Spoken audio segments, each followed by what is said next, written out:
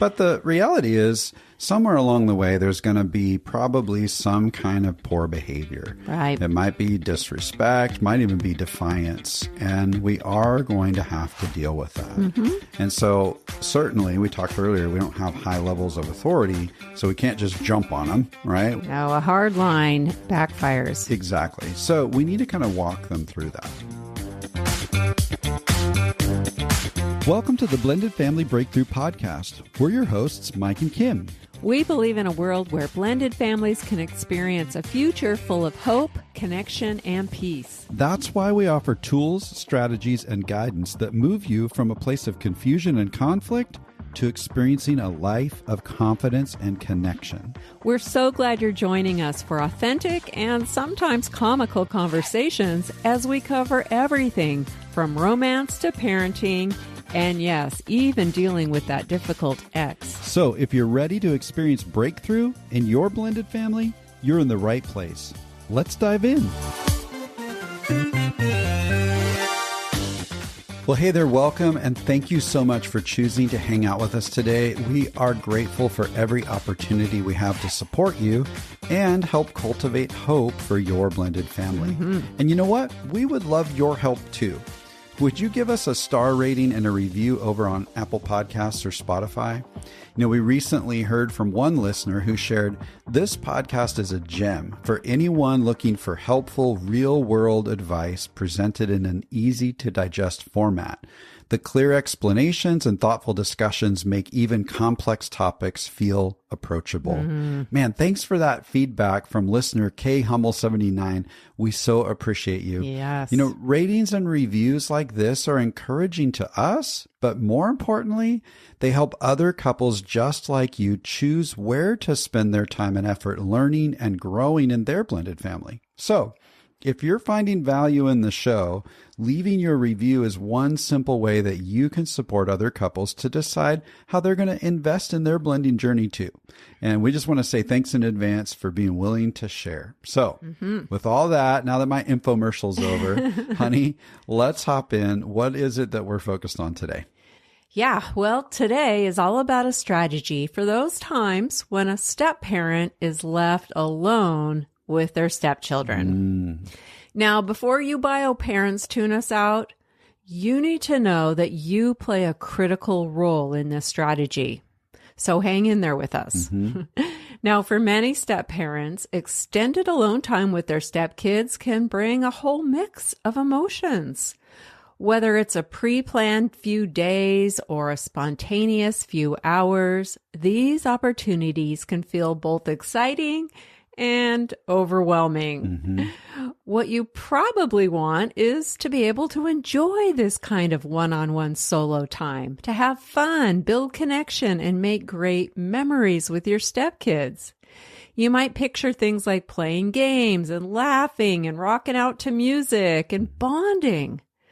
But in reality, it doesn't always seem to go that way. That's right. Often, alone time with a stepchild brings up a whole array of different emotions.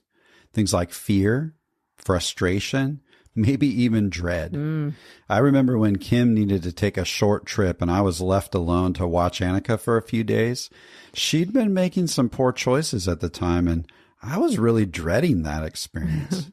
And here's the thing. The attitude and the mindset that we bring into these moments actually set the stage for how things are going to unfold, right?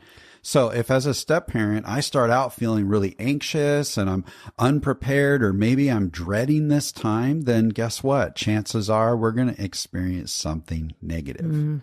However, if I start out with a sense of hope and some confidence, and maybe we've got a little bit of a plan, now our experience might completely change. Right. So today, let's talk about 3 things that will help you approach solo time with your stepkids with more confidence and hope. We're going to talk about how to prepare beforehand, how to handle challenges in the moment, and what to do afterward to reflect and improve for next time. That's right.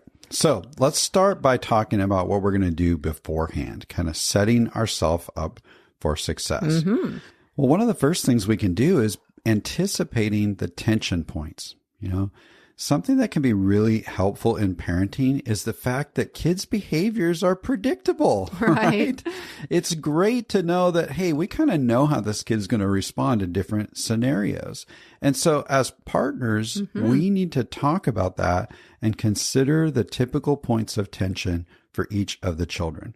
Things like jumping on the furniture or leaving toys or dishes all over the place, or spending too much time on electronics or with a screen. I know, we might be the only ones struggling with that, but yeah.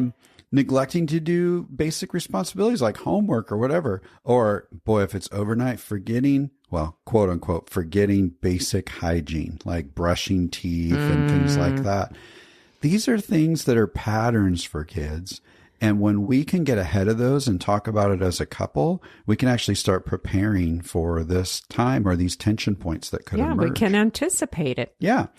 Okay, I know somebody listening is going, oh my gosh, talking about these things with my spouse just ends up leaving us in conflict, right? Because it's a sensitive topic. It kicks off some defensiveness. Before we know it, we're in conflict. Then before you actually engage in that conversation, we encourage you to go check out episode 192 called A Simple Process to Navigate Sensitive Conversations About Each Other's Kids.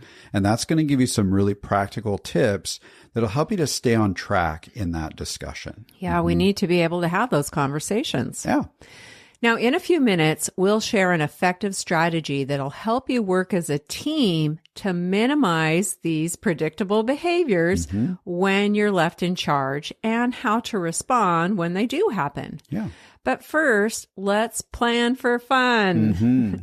What would you like to plan for during this time, and how will you prepare so that you can set yourself and your stepkids up for a positive experience together? Yeah, that's all part of the before, right? Of preparing for this time. So we want to anticipate the tension points and we want to plan for some fun. Yeah, what are we going to need to gather? Maybe we want to spend some time in the kitchen, cooking or baking. We need to gather those ingredients and be ready for that.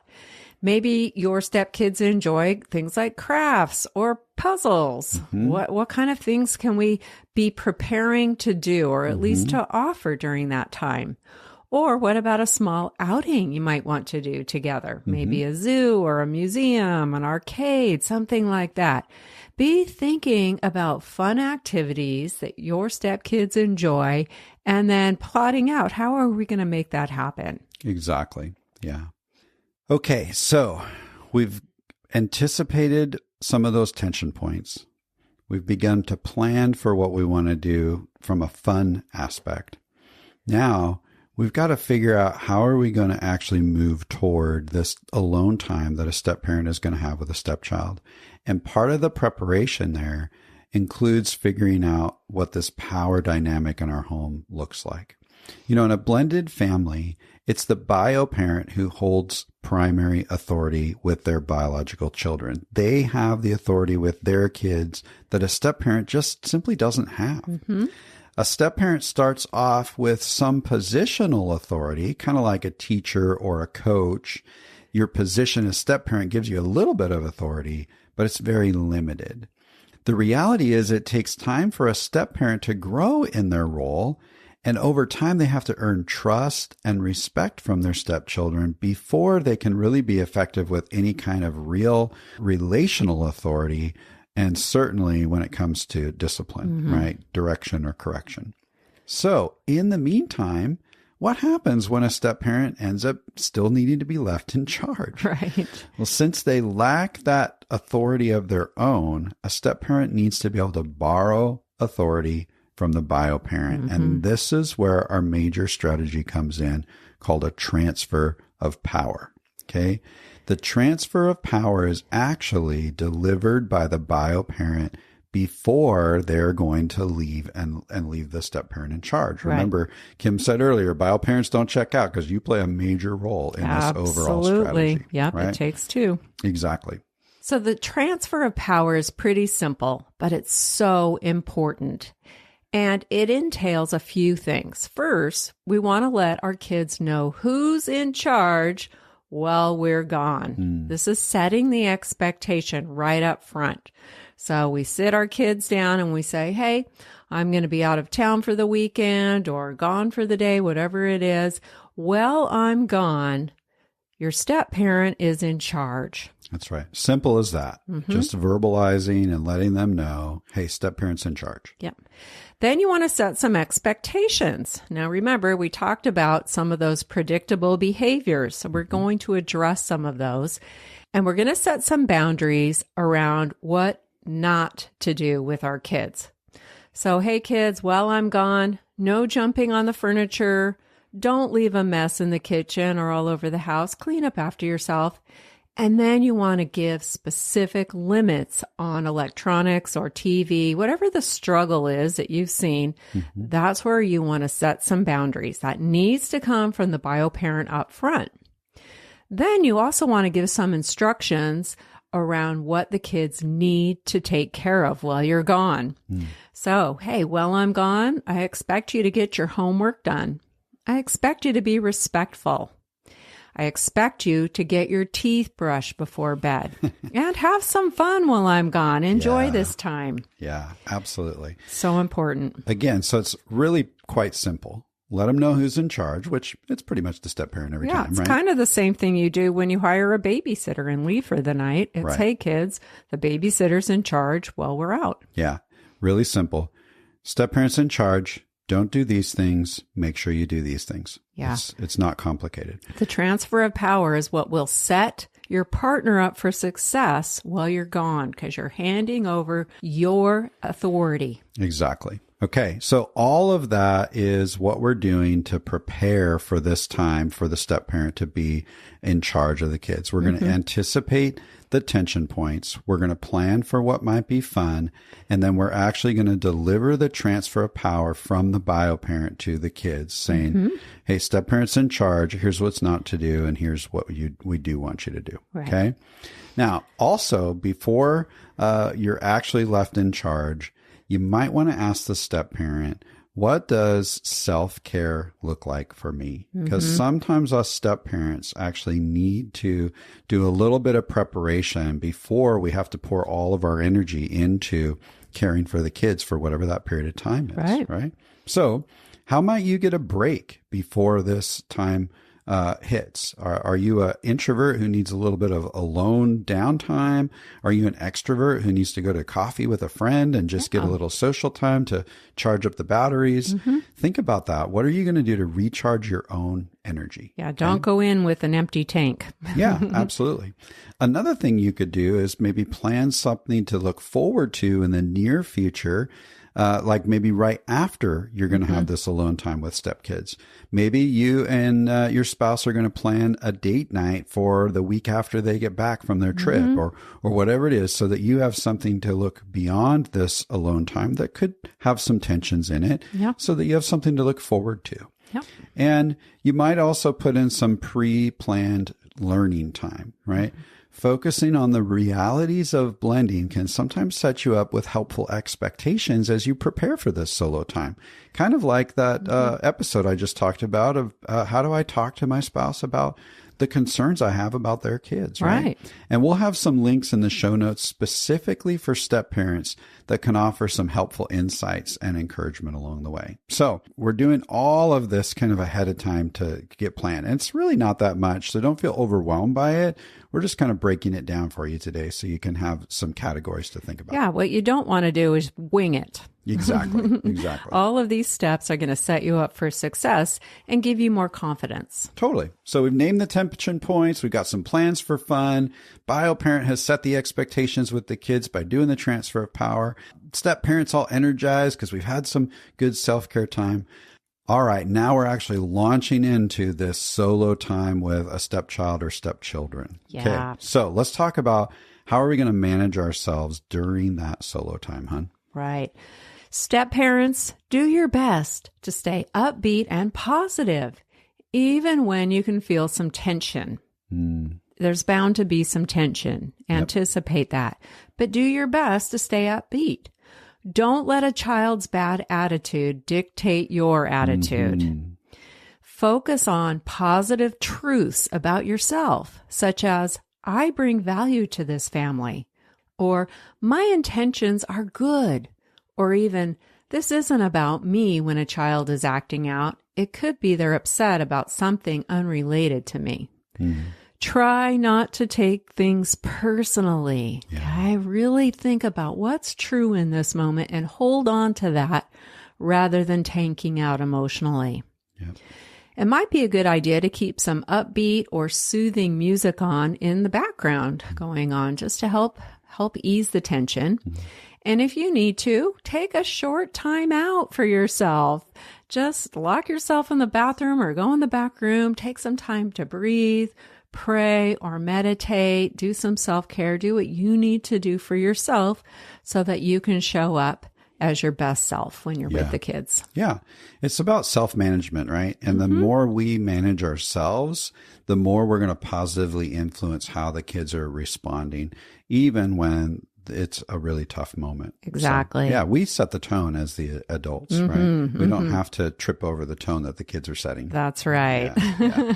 But the reality is, somewhere along the way, there's going to be probably some kind of poor behavior. Right. It might be disrespect, might even be defiance, and we are going to have to deal with that. And so certainly, we talked earlier, we don't have high levels of authority, so we can't just jump on them, right? We can't put them under our thumb, and we actually don't recommend that as a parenting strategy anyway, even for bio parents. No, a hard line backfires. Exactly. So we need to kind of walk them through that. So let's talk about, hey, maybe we've got a kid who's just refusing to follow instructions. They're disrespectful, kind of a little bit defiant. Rather than jumping on them, what we actually want to do is something counterintuitive. We want to start with a little bit of validation, and it might sound like this. Hey, I know you don't want to do your homework right now. Notice how that's just validating. I'm hearing the child, I'm seeing the child, and I'm acknowledging how they're feeling, right? So I start with that. I know you don't want to do your homework right now, and you might choose not to do it at all. And that would be a real bummer if you end up with a negative consequence from your mom when she gets home, but that's going to be between you and her. Right? Notice that what I'm not doing is saying, you've got to get your homework done before mom gets home because that's what she said, right? I'm actually going to allow for a natural consequence to occur, and that's part of my job. Now, bio parents, you need to hear this. This is an agreement that you two have as a couple before you've left your partner in charge. You need to know that their job is not necessarily to ensure that the child gets all of that stuff done. They're just going to act as kind of a reminder and an advocate for, hey, I don't want you to get in trouble with your parent. Yeah, they're just monitoring things. Exactly. Yeah. So it's not about forcing compliance. Sometimes it's much more effective to allow those natural consequences to teach the lesson. Remember that you don't have a whole lot of authority yet, so you've got to steer clear of those power struggles. Focus on connection, not correction. Unless your stepchild's doing something like totally unsafe or destructive, harmful to themselves or someone else, obviously, yes, you need to step in and make sure nobody's being harmed. But outside of that, you need to actually really kind of let up on the reins and let them make the choices that they're going to make. Yeah, they may choose not to do their homework or brush their teeth or pick up after themselves. And we're going to talk about how that needs to be handled later. Yeah. Now, sometimes, especially with younger kids, well, I suppose actually it's not just younger kids. Sometimes you're going to run into, you're not my mommy or you're not my daddy or mom or dad, whatever they refer to. Gosh, hon, that's a painful moment. How do we handle that? So painful. Yeah. You know, again, don't take it personally. Kids struggle in these dynamics. It's not about you. Instead of responding in a defensive way or a forceful way, just keep your cool and you can say something like, I know, and I'm not trying to be your parent, but I do want to be someone you can count on. I want to help you to be successful. I know this is hard for you, and I just want to remind you about your dad's expectations in getting your homework done. I'm here if you need some help. Just let me know. I love that. We're not arguing, no, but I'm your stepdad. You've got to listen to me. Yeah, but we're actually acknowledging, yeah, you're right. I know I'm not your mom or I know I'm not your dad. And I just want to be someone you can count on. Yeah, that's going to diffuse a power struggle. Absolutely. Yeah.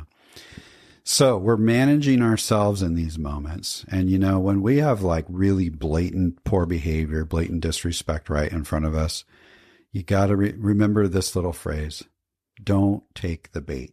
Okay. Sometimes kids are actually trying to push your buttons. Yep. And when you take the bait, then you're just going to end up entering into a power struggle. And that might be what they're actually looking for. And no one wins in a power struggle here. You don't have the authority really to enter in there and be successful. And it's just not going to turn out well for anyone. Absolutely. So if you're running into blatant disrespect, it's actually a really similar response where we're going to start with validation, saying something like, hey, I can really see you're upset right now and I get it.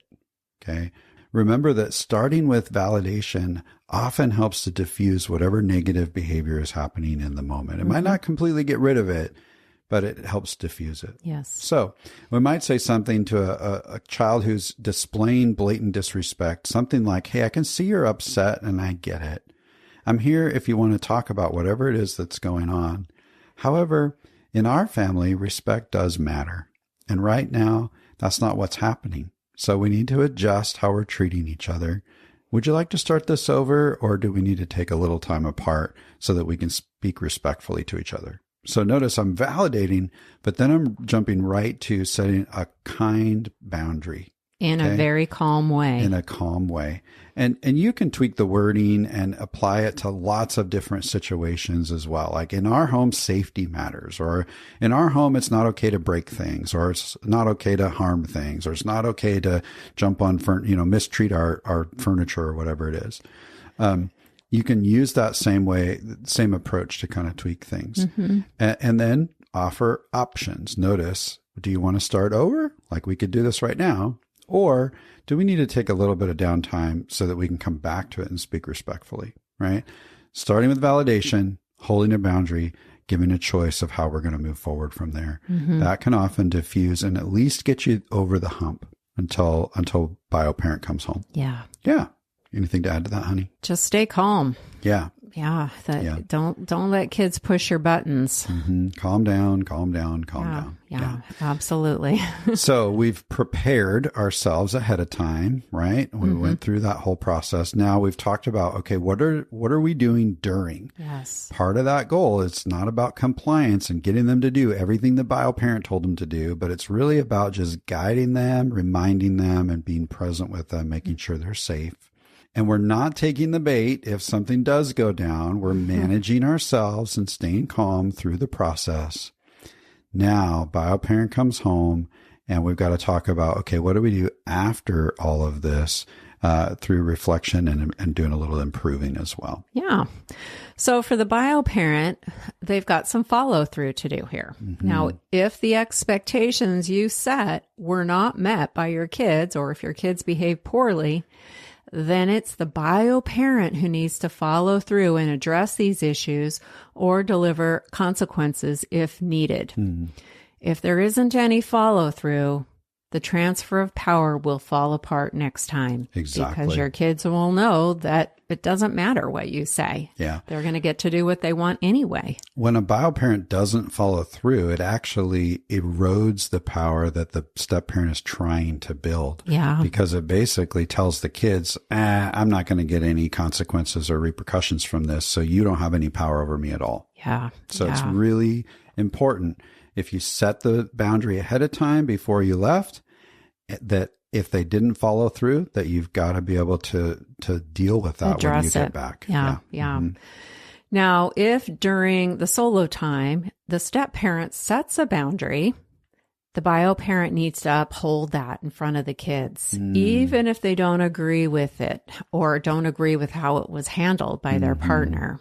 Okay. Back up your partner in those moments and don't throw the step parent under the bus in front of the kids. Yeah. Talk about those things behind closed doors and decide how you'll do it differently, but not in front of the kids. Back up your partner. this was sometimes a tough situation between you and me, honey. Sure. Because you're much more structured when it comes to parenting. That's such a kind way of saying that. And I can I'm be a more jerk sometimes. Yeah. and I'm more flexible, right? Yep. So there were times when I would come home and there was some structure put in place that I was like, I'm not sure that I would have handled it that way. Yeah. It's all right. Let it go for now. Yeah. Don't make a fuss, especially in front of the kids. Yeah. And the challenge was that early on, you had a really hard time kind of following through and backing me up in that moment. And then I felt like I was that stranded stranger stuck on the outside. And it kind of took away the power I was trying to build. It undermined you. Yeah. That's a better way to put it. And over time, though, you got really good at being able to say, well, Annika, that is what we need to do in our home. And then you would come back around later and say, hey, can we talk about that for next time? And that's actually what we want to be able to do is unpacking, okay, what actually happened and how will we maybe do this a little bit differently next time? Which means we've got to spend a little time reflecting on that as a couple. Absolutely. And remember that you each see the same child through two different lenses. So it's natural that you have different perspectives about a child's behavior. Yeah. I saw my daughter through the lens of love first. I have a long history with her. I know all of her struggles, and I see her through this lens of love. Whereas you, honey, see Annika through a lens of responsibility first. Yeah, actually, two lenses of responsibility. One, I feel responsible for her, especially in those times when I'm alone. Two, I see her through the lens of the responsibility she needs to take. Exactly. She needs to clean up after herself. She needs to do her homework. That's her responsibility. And I start there. Love came later. I do love her, but that took time and it came later. Yeah. So it's natural for us to have two different perspectives, and neither is right or wrong. Kids need both love, and they also need to learn responsibility. Exactly. So your partner isn't working against you. You just are seeing things from two different perspectives, and that's okay. That's normal. So again, just to punctuate this, when the bio parent comes back after the step parent has been alone with a stepchild, and if there's something that has occurred, a boundary that was set in place or a structure that was set in place, bio parent, back that step parent up in the moment. And if you disagree with it, then do your best to pull away and have a good conversation to reflect on that together to plan for the next time. Exactly. Because ultimately we need to be, as a couple, united around how we're parenting all the kids, right? Yeah. We love this little model that helps us reflect on some things called a WIN conversation. WIN is an acronym that stands for what went well, that's the W, what could improve, that's the I, and what could we do differently next time, that's the N for next time. So that's a really easy conversation model that you could go on a date night over dinner or coffee or whatever that might look like, or even just the next day or later that day after bio parent has come home, to just pull away and say, okay, what went really well during that time? If we could back up and maybe do it differently, what would we do differently? Yeah. And what specific thing do we need to do next time? And guess what that does? That actually gives you a starting point for the preparation of next time, which is part of this whole process, right? Yeah. So you're already creating kind of a rhythm of how to just make things better over time, over and over and over again. Yeah. So that's a great little conversation model. I also want to mention that sometimes we believe kids are capable of remembering things. Adults have a hard time remembering things. Yeah. And so a bio parent will say, well, I did the transfer of power that one time, and that should just hold forever, right? No. You need to do the transfer of power every time you're leaving your kids alone with your partner. Particularly in the early years of blending. Absolutely. The kids need to be reminded every single time. Some kids need to be reminded even if you're leaving the room for 20 minutes to go take a shower or something. That's right. And they're going to act out if they're there alone with step parent. You need to continue to say it over and over and over and make it very clear, because that gives you a starting point for when you come home Yeah. If there was misbehavior, to say, hey, listen, I talked to you about this before I left. I let you know what I expected. What happened? Yeah, totally. I would add sometimes you can change it up, okay? And one of the ways to change it up is to actually ask a question. And it's a simple question. Hey, who's in charge while I'm gone? Right? Now they are the ones verbalizing stepmom or stepdad.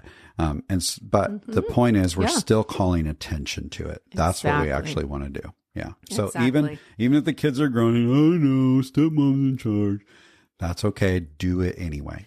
Yeah, when we would leave our kids with a babysitter, we would go on with a second question of who's not in charge. That's right. To which they had to point to themselves. We had to be that clear. Yeah, just a little reminder, you're not in charge. That's right. Yeah.